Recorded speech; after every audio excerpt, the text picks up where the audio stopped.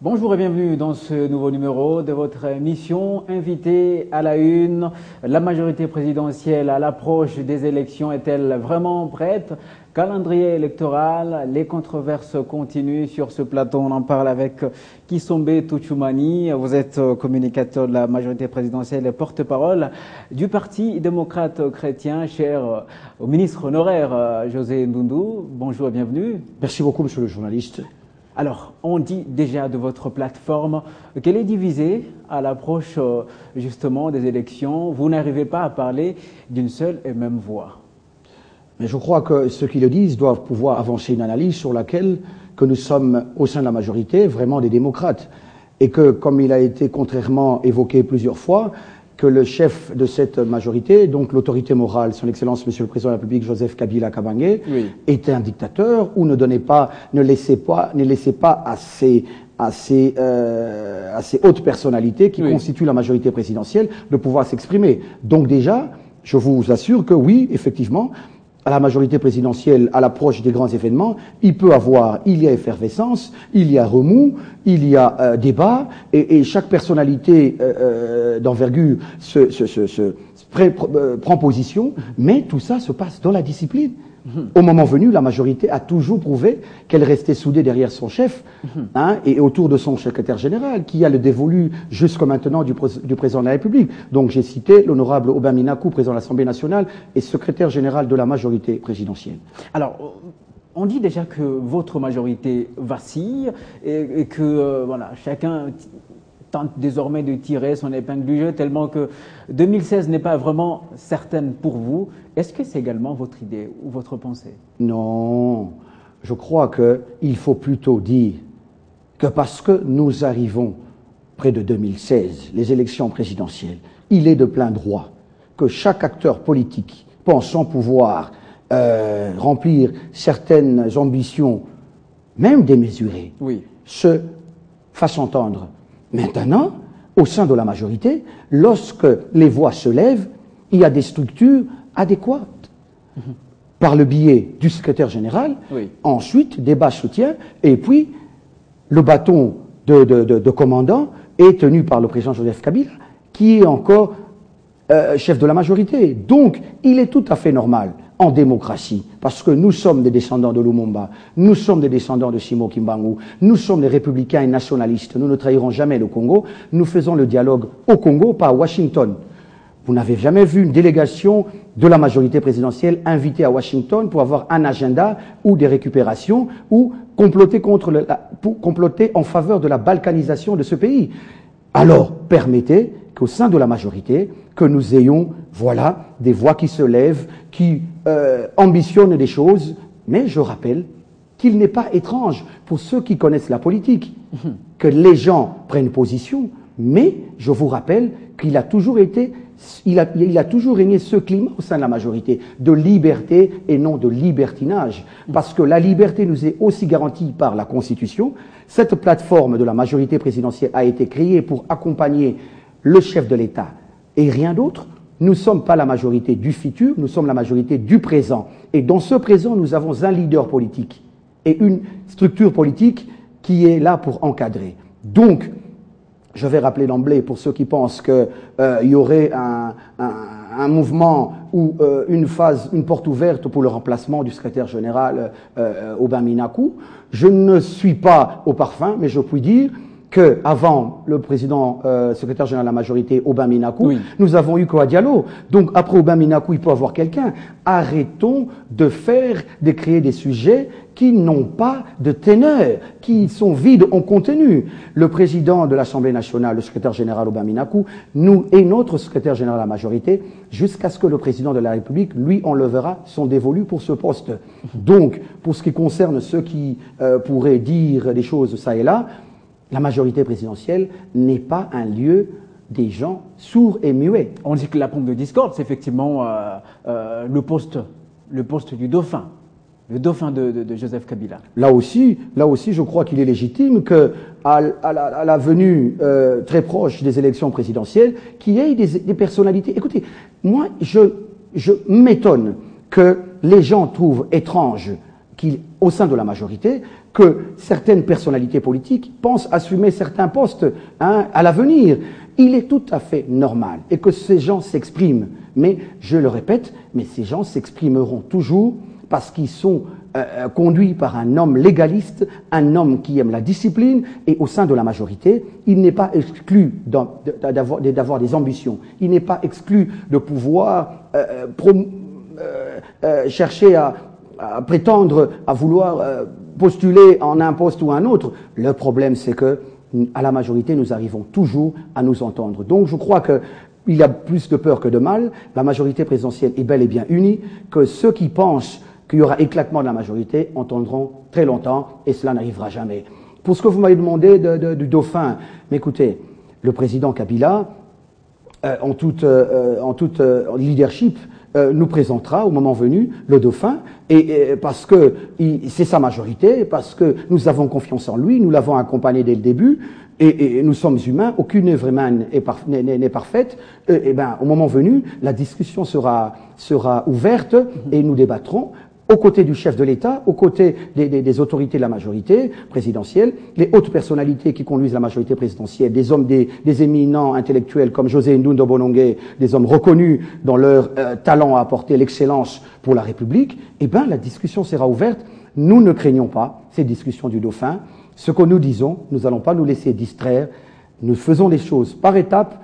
En ce moment, il y a un secrétaire général au sein de la majorité, M. Baminakou, il y a une structure politique et il y a un leader politique qui est Joseph Kabila Kabange. Voilà. Alors, venons-en maintenant à cette question du calendrier électoral, à la base de beaucoup de débats dans la classe politique. Et finalement, on appelle à un dialogue pour que, justement, la classe politique soit un peu voie de manière assez objective cette question.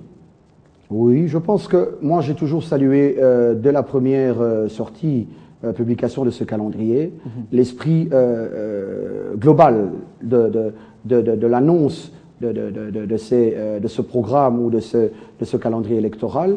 Mais on doit savoir ce qu'on veut. On veut des élections, il y a un coût. Oui. Alors, la classe politique peut toujours revenir, à travers des élus directs du peuple que gère l'honorable Baminakou, revenir et réformer la chose.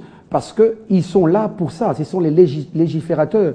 Ils peuvent changer les choses à tout moment. Mais en ce qui concerne le présent, le calendrier est sorti, nos amis d'opposition ont proposé autre chose, que la même CENI, la Commission électorale nationale indépendante, a pensé qu'il était irréel. C'est à elle que revient la charge de nous dire, à travers son expertise, ce qu'elle est capable de faire ou non. Voilà, donc je pense, à mon humble avis... Et personnellement, est-ce que ce calendrier est réaliste? 1 milliard de dollars pour un si long processus? Je vous dirais, la CENI ne pouvait faire autrement. Parce qu'il y a des questions qu'on ne peut répondre réalistes ou pas. Non, parce que on a demandé à la CENI de nous produire un calendrier. La CENI a fait son travail technique. Quitte au bailleur, quitte au gouvernement de pouvoir l'argent pour que ces élections aient lieu. Si on évoque le coût élevé, à travers plusieurs mécanismes, nous pouvons nous mettre de nouveau ensemble et revoir, mais nous ne pouvons pas condamner la CENI. La CENI a produit un travail que nous avons tous demandé pendant très longtemps. C'est à nous, aux politiques, mais elle devrait quand même aussi rester ouverte aux propositions. Non, je crois que la CENI, je ne vais pas faire la défense de la CENI, mais je crois qu'on ne peut pas réclamer une chose et son contraire. Je ne sais pas dans quelle mesure la CENI n'est pas réceptive, mais je pense que des élections en souffrance, en arriéré, les élections locales, municipales, sénatoriales et autres, devaient se tenir et doivent se tenir. Et ensuite se tiendra les élections présidentielles et législatives de 2016. Mais pour ceux qui pensent que nous devons tout laisser en souffrance pour n'aller que aux élections présidentielles ou les anticiper, nous serons dans quelle formule? Moi, je pense que la formule serait très mal trouvée et que là, nous partirons effectivement il faudrait dissoudre les assemblées qui sont maintenant parce que il est inacceptable de continuer à fonctionner avec des assemblées jusqu'à l'arrivée d'un nouveau président. Il est clair que beaucoup d'autres handicaps se sont posés parce que nous n'avons pas eu des dirigeants légitimes à la base. Il n'y a pas que le président de la République. Nous avons des chefs de quartier qui n'ont jamais reçu mandat par le peuple. Oui. Nous avons des bourgmestres qui n'ont pas de compte à rendre. Je vous assure que je partage la difficulté que présente le gouverneur de la ville actuellement. Parce que, vous savez, lorsque les gens sont nommés venant de plusieurs partis, oui, il est difficile. Vous voyez comment aujourd'hui il est difficile de gérer les communes. Comment les communes sont sales, comment les choses se passent très mal, parce que ces gens savent qu'ils n'ont de compte à rendre à personne. Il faut réformer. Il faut réformer. Et oui, la réforme, c'est les élections. Maintenant, lorsque nous voulons parler des coûts, nous devons être conséquents. Nous voulons des élections à 200 millions de dollars, des élections bâclées, des élections sans technologie d'appointe. Et ça, c'est une autre chose. En ce qui me concerne, je pense que le calendrier est réaliste, le calendrier est faisable, mais maintenant, compte tenu des enjeux, compte tenu de la situation actuelle sociopolitique, est-ce que nous pouvons faire face à cela? Mais aux politiques de pouvoir, n'est pas condamner la CENI et de se mettre ensemble. Je crois que le président de l'Assemblée nationale, lors de l'ouverture de la session présente, a appelé aux députés à pouvoir y réfléchir dessus. Je pense que tout est faisable. Lorsque les politiques ont la volonté de s'asseoir et de dégager des solutions, eh ben, nous pouvons nous entendre sur certains points, mais nous ne pouvons rien mettre sur le dos de la CENI parce que la CENI nous donne le coup et la voie à suivre. Donc voilà.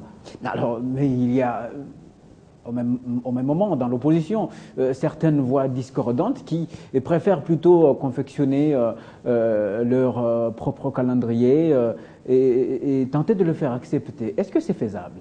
Bon, je pars du fait qu'en politique, il est toujours important que toute institution écoute. Parce que la CENI, elle est pour finir l'émanation de plusieurs partis politiques. Hein, bien sûr. Dans l'opposition. Par l'opposition aussi. Oui. Et donc, il n'est pas question ici que l'œil soit, que nous voyons la chose comme si c'était un élément concocté par la majorité présidentielle. Je rappelle que la CENI est composée par la société civile, l'opposition et la majorité. Apparemment, c'est vu comme un piège de la part de la majorité. Mais c'est ce que nous disons toujours. Pourquoi on doit essayer de mettre au plus fort toutes les responsabilités, alors que dans cette même CENI, nous avons l'opposition qui est représentée. Et pourquoi cette opposition représentée au sein de la CENI n'est pas tirée n'est pas pointé du doigt. Non, c'est une fausse allégation. Je crois que le calendrier proposé par l'opposition, oui, c'est un droit, mais la commission habilitée, l'institution habilitée pour pouvoir expertiser en ce domaine, c'est la CENI. Et je crois que la CENI a réfuté en bloc ces propositions. Et nous devons rester réalistes. Si débat il y a, retournons à l'Assemblée nationale, réformons les choses. C'est de cette manière que nous pourrons revenir à la CENI par les élus du peuple et demander autre chose. On dit que c'est bien ce calendrier de la CENI qui va finalement favoriser ce glissement. Mais la CENI nous a donné un calendrier. Le gouvernement a la volonté de dégager tout ce qu'il faut. Maintenant, les autres partenaires en termes politiques ont ce pouvoir de pouvoir se mettre en ordre de bataille. Cet élan ou cette attitude qu'a eu l'opposition congolaise de pouvoir aujourd'hui, je l'ai dit au début, au lieu d'affûter les armes, au lieu de préparer les états-majors, c'est une façon de parler, des états-majors pour se mettre en phase, en ordre de bataille pour les élections qui arrivent, perdent leur temps, aller prendre des agendas aux États-Unis, par-ci, par-là. Je crois que l'élection va se tenir et que nos amis de l'opposition devraient se préparer. Et s'il y a lieu de revoir les choses, la discussion doit se tenir par les élus du peuple qui sont au Parlement via les mécanismes connus. Je crois qu'une nation ne s'arrête pas lorsqu'il y a impossibilité pour un camp de ne pas pouvoir participer à une élection. Mais il faudrait que cela soit prouvé que c'est injuste. Dès lors que la CENI a donné ce calendrier global, mais je ne vois pas pourquoi on continue ce débat aux côtés maintenant des enjeux. Il faudrait que cela se fasse autour des consensus, mais on doit savoir ce qu'on veut. Aux élus de la République, donc au sein de ce Parlement, d'en tirer les conséquences et de créer une discussion autour de cela. Quant à nous autres, qui sommes extra-parlementaires ou même politiques, nous devons nous conformer à ce que dit la CENI, et parce qu'elle a toute l'expertise de pouvoir nous dire ce que serait le calendrier ou la position des prochaines séances.